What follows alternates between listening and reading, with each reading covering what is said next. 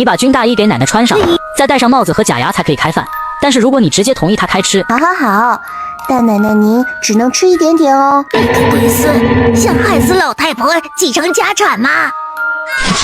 这是因为奶奶喜欢吃，但不能吃油腻生冷食物，所以得先把肉类食物拖到垃圾桶里，再把素菜用微波炉热一下，才可以同意她吃饭。好，您快趁热吃了吧。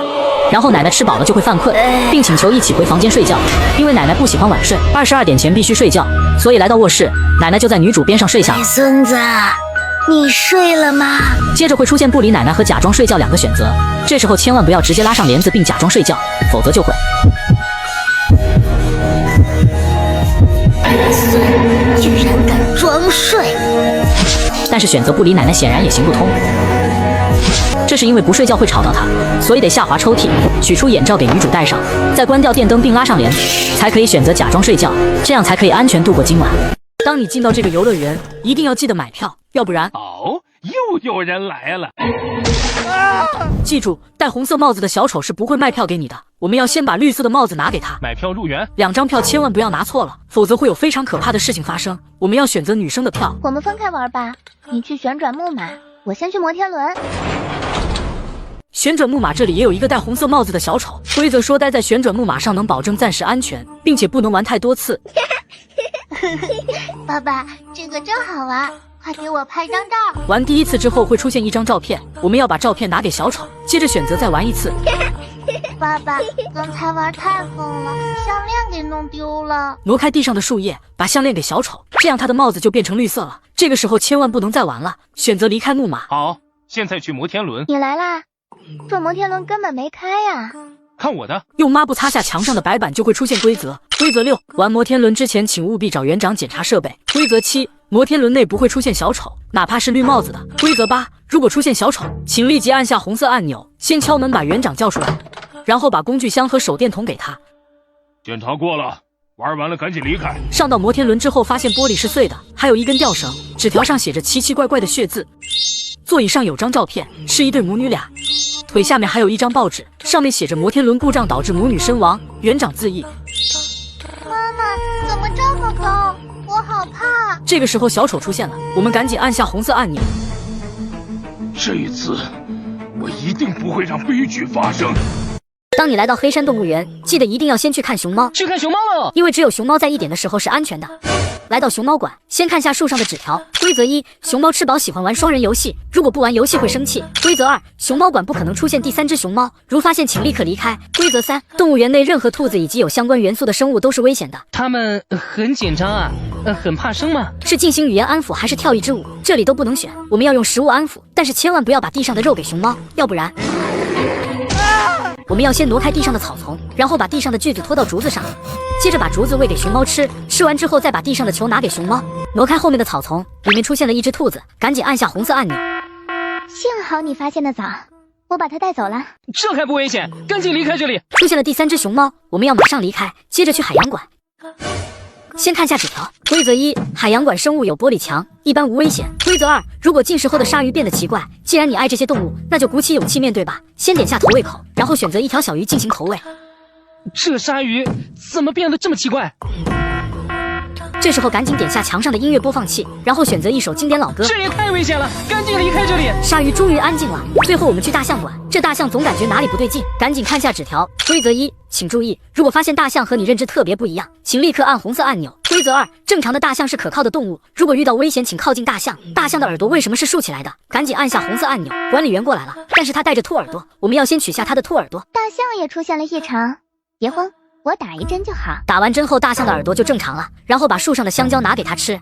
您好，我搜集一下游客反馈，请问您对哪个场地最满意呢？这里3个都不能选，点下大象的耳朵，接着就会有意想不到的结局。这关黑山动物园，如果你在给奶奶点烛上香后，直接进入厨房拿贡品，这是因为家里不能有红色的东西，看见了一定要扔掉，所以还得打开窗户，把爷爷手里的红色木盒拖到窗外，再下滑找出许愿娃娃也拖到窗外，方可进厨房拿贡品。又因拿贡品前必须洗手，而且贡品藏在冰箱里，所以得先打开水龙头洗手，才可以打开冰箱。这时候千万不要乱给小黑喂食，否则……结合规则5，奶奶不喜欢吃鱼，所以先把鱼拖给小黑吃掉，再取出其他3样贡品，接着把小黑的铃铛拖到垃圾桶，还有墙上的红色抹布也一并处理，才可以回到大厅。注意，这时候香已燃尽，所以还得下滑打开抽屉，把香拖到香炉上。又因乖孩子应该在11点之前睡觉，而现在时间是12点45分，所以得先把时钟调到11点之前，才可以选择回房间休息。但这时候窗户上会出现一个黑影，结合规则8，窗户上出现黑影，请立刻关灯，所以得赶紧关灯，否则会发生恐怖的事情。但关灯之后，可以看到柜子里似乎有不干净的东西，这就需要右滑枕头，用手电筒将其吓退。接着爷爷会前来敲门，并称有事商量。这里出现的2个选择都是错的，正确的做法是用椅子顶住门口，然后直接睡觉。待爷爷穿墙而入时，老家伙，3天不打上房揭瓦，不要吓我的大孙子。这关奶奶的忌日。如果你直接给海豚投喂冰块，怎么还会喂错？这是因为给海豚喂食时必须对应海豚的颜色，所以白色海豚投喂白色冰块，粉色海豚投喂粉色冰块。然后，不是有3只海豚吗？怎么还有1只不见了？这里出现的2个选择都是错的。其实只要把肉块拖到泳池里，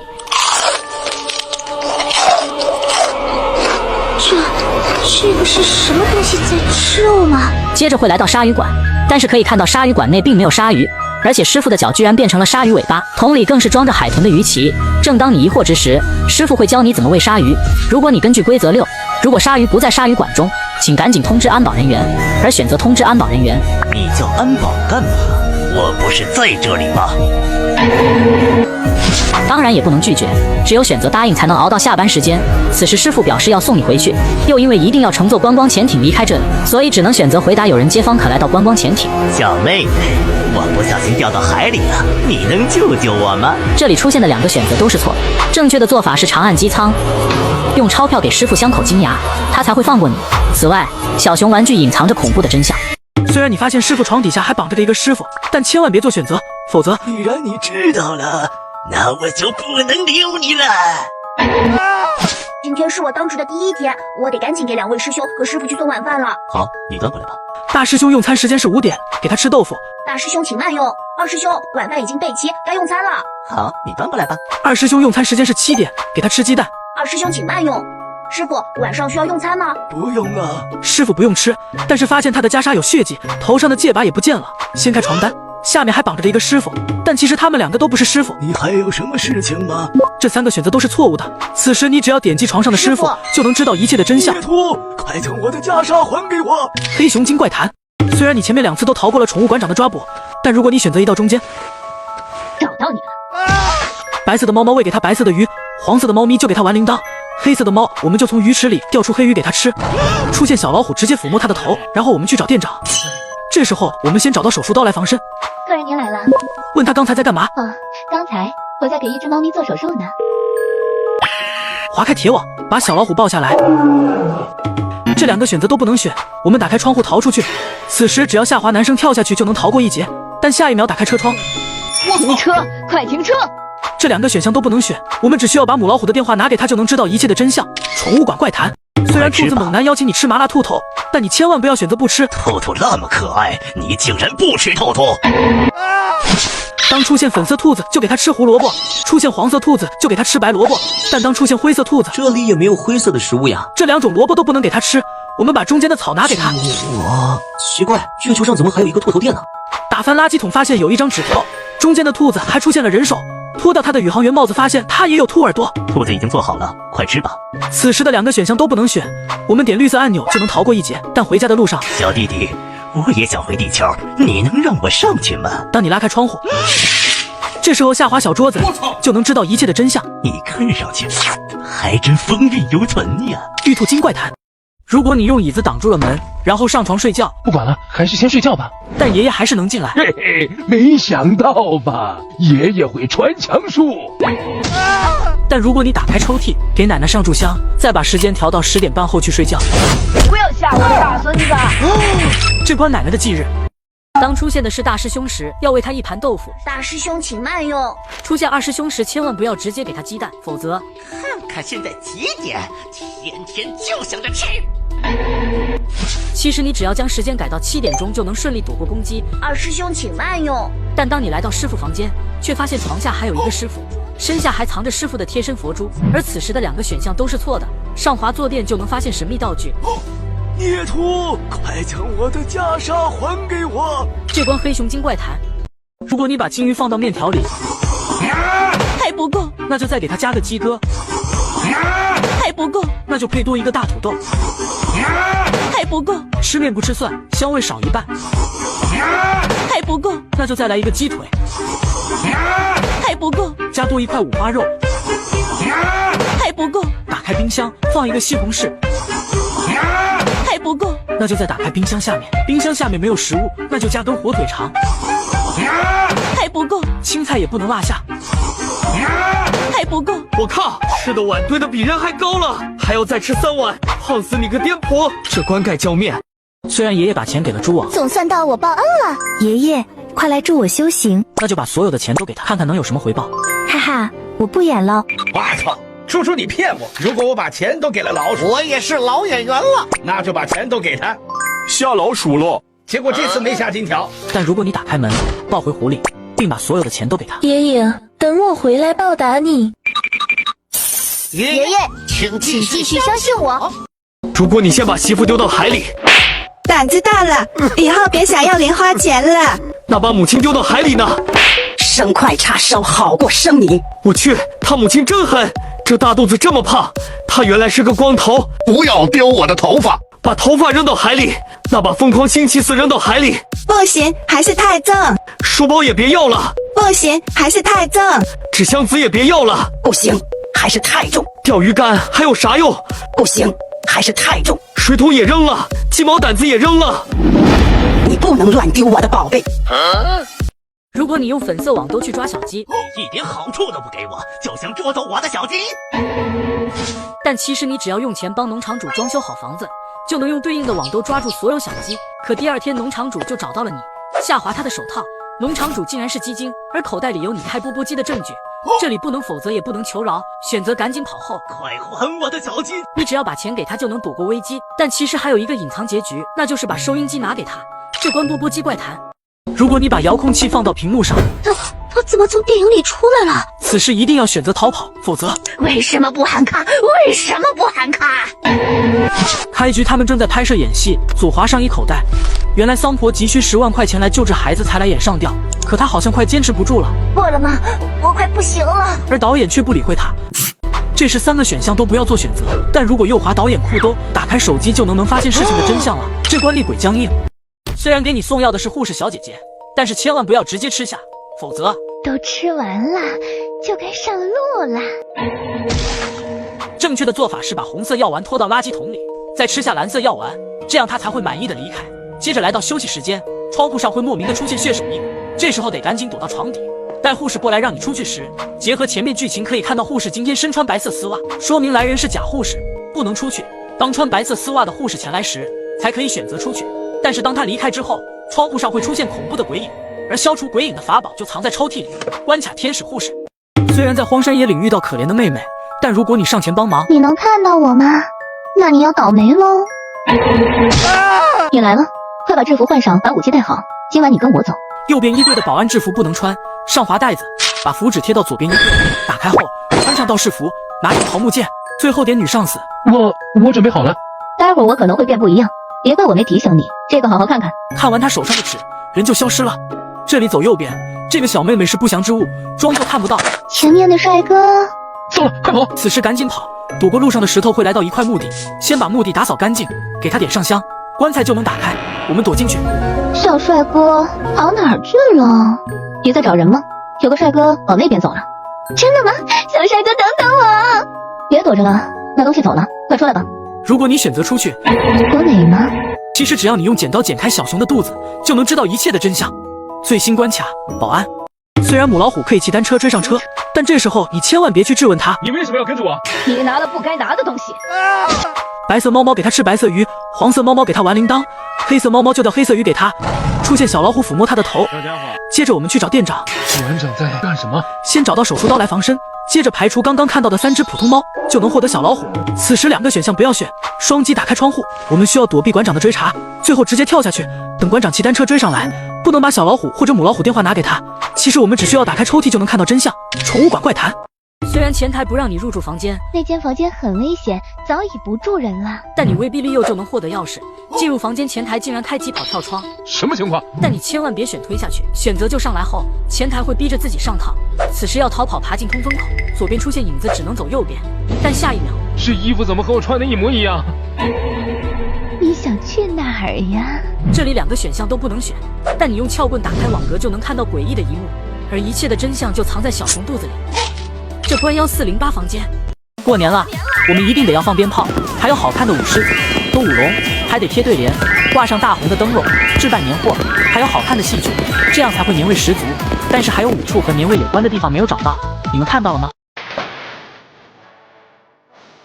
过年就是要热热闹闹、团团圆圆。过年了就得做好多好吃的，对联也得贴上，窗花也不能少，还有2个大大的红灯笼也得挂上，一定还要贴上门神，房顶上还有鲜红的梅花。今年是龙年，神龙也为我们送来了祝福，在这里祝大家新年快乐。虽然小美看着弱不禁风，但是打走村霸应该可以吧？我可以个急帽啊，我可打不过他。Ready go！ 没有办法了吧？小美打不过，那爷爷应该可以吧？你可拉倒吧，我这样上去就得被打下来。Ready go！ 没有办法了吧？这爷爷还不如小美呢。那最后的希望只能靠大黄了。我去，你也太高看我了，他们都不行，我哪？你哪那么多废话？让你去你就去。Ready go！ 完了，全军覆没了。如果你用金子给爷爷买件棉袄穿，等一下，我不要棉袄，你先给我换一个大房子。那就听爷爷的。我最喜欢跳舞了，你再给我弄个可以蹦迪的地方。那就听爷爷的。你再给我弄一身跳舞的行头。那就听爷爷的。我去，这还是那个爷爷吗？你别愣着呀，赶紧让大黄也来，和我一起跳科目3。我去，这年头没有点才艺，连狗子都不好混了。如果你先把母亲丢到海里，我去，生块叉烧好过生你。这是直接给做成叉烧肉了吗？那把媳妇丢到海里呢？胆子大了，以后别想要零花钱了。他长这么胖，要不然把他扔下去吧。我才不下去呢。他还不下去，这头发能摘下来。哎，你别扔我头发呀！都啥时候了，还想着吃呢？不行，还是太重。都这个时候了，就别想着写作业了。不行，还是太重。你知道重，还藏着这么多口红，留着吃啊？不好意思，我忘记了。还有你这鸡毛掸子是干嘛用的？赶紧扔了！我去，还不能扔！你不能。虽然鲨鱼精游泳比游艇还快，但如果此时打开井盖，鲨鱼精哥哥，你快点上来吧！我们给粉色海豚打粉色镇定剂，给白色海豚打白色镇定剂。看来你完成的很好，你先去水族馆外面等我吧。这里不能拒绝腹肌男的安排，不然你竟然敢过轻！来到水族馆，发现变异鲨鱼不见了，而且鳐鱼还藏了一只人手。接着选择去游艇，鲨鱼精就会追上来，出现刚才的那一幕。其实打开他的背包，就能知道一切的真相。鲨鱼精怪谈2。当你来到烤鸭店，小姐姐会告诉你排在第3位。如果你相信她并拿走金边3号，我记性不好就算了，你眼睛也不好吗？这是因为小姐姐的记性不好，请按正确的顺序拿号。而上面的显示屏显示你排在第6位，但是前台上并没有金边6号，这就需要把3个号牌合到一起，才可以得到金边6号。又因烤鸭店的营业时间为0点到4点，所以还得把显示屏上的时间调到0点，这样就可以放心进入烤鸭店了。来到烤鸭店内，可以看到这里充满了异样，但如果你因此选择赶紧离开，你有事不早说，明摆了看不起我吗？这是因为烤鸭店的员工自尊心都比较强，请不要做突兀的事情，否则他们会认为你看不起他们，所以只能硬着头皮坐下吃烤鸭。结合规则6，烤鸭店禁止喧哗，请在吃烤鸭的时候保持安静，所以还得打开背包，把手机调到静音模式，这样才可以安全离开烤鸭店。但是当你来到列车上时，烤鸭师傅和小姐姐会追过来询问是否看到金边，这时候出现的2个选择都是错的，正确的做法是上滑钱包便可看到金边，再把金边还给他们即可。谢谢小妹妹。虽然去世的妻子和女儿出现在你面前，但此时如果你选择进入屋内，人类就是傻，利用亲情就能骗到他们。无论多危险，你都要把我送到人鱼岛。擦开前面的玻璃，前面就是人鱼岛，但无线通讯已经损坏，指南针还失去了方向。这里我们只能选继续前进。晕船沉没了，那个女商人去哪了？先打开背包，拿到打火机点燃火把，再选择进入洞穴。进去找船吧，还走哪条呢？这里指南针指左边我们就走右边，指右边我们就走左边。火把熄灭了吗？这里好像是我家，大师，爸爸，你回来啦！亲爱的，傻站着干嘛？到我这儿来。此时，你只要不做选择，打开门就能知道一切的真相。赛人传说，如果你直接给小猪喂食，这是因为猪场只养了粉色小猪。如果遇到其他颜色或者体型庞大的猪，请不要喂食。而且猪场有3个猪棚，你必须喂食3次，多一次或者少一次都不行，所以也不能选择不喂食，得先把架子上的肥皂拖到小猪身上，再用水冲洗干净，才可以给它喂食。接着会来到第2个猪棚，这里的猪明显块头较大，这就需要把蚊子拖到它身上给它瘦身，这样就可以喂食了。然后会来到第3个猪棚，这里可以直接喂食，但是喂食后小猪会发出求救信号。救我！结合规则3，如果你在喂猪时听到什么奇怪的话，请在喂食后赶紧离开猪棚，所以得赶紧离开。然后会来到屠宰场，如果你因为这里很奇怪就申请提前下班，选择借口上厕所显然也行不通，所以还得等屠宰师傅告知到下班点了，但是他会要求留下加班。接着出现的2个选择都不能直接选，这是因为在工作和非工作时间都要听从屠宰师傅的话，千万不要违背。又因规则4，到下班时间一定要及时下班，加班不可取，所以得先把时间调到6点才可以选择下班回家。但是在回家的路上，车窗外会出现一个人影，打开车窗会发现是屠宰师傅，他请求送他一程，这时候选择拒绝才能保证安全。如果你把鸡蛋拿给大师兄，我是出家人，你竟然给我荤菜！正确方法是大师兄只吃素不吃荤，二师兄只吃荤不吃素，而师傅晚上不吃饭。不过今天的师傅看起来好奇怪，当你把床单掀开，他根本不是师傅。不过2个都不要选，我们把蒲团挪开，先把加特林收好，然后关闭选项。你还有什么事情吗？此时3个都不要选，直接点一下床上的师傅。师傅，我去给你洗一下袈裟吧。孽徒，快将我的袈裟还给我！千万不要好奇这4个选项，我们只要把加特林拖动给小和尚，就会躲过这场危机。这关黑熊精怪谈，当船上的灯不亮时，千万不要选择上船，否则这下我就可以好好饱餐一顿了。如果船上的灯是亮的状态，我们点一下黑影，先让船上的乘客下去，我们再上船。当来到船上之后，发现一个被绑着的女孩，不过种种迹象表明她是水猴子假扮而成，选择不救她。此时一名女孩落水，看她的眼睛分明不是正常人，同样选择不救。终于到了，谢谢你啊，船家。不用谢，帮给个5星好评吧。千万不要急着打星，我们用剪刀剪开这个小熊，就会发现事情的真相。这关水猴子怪谈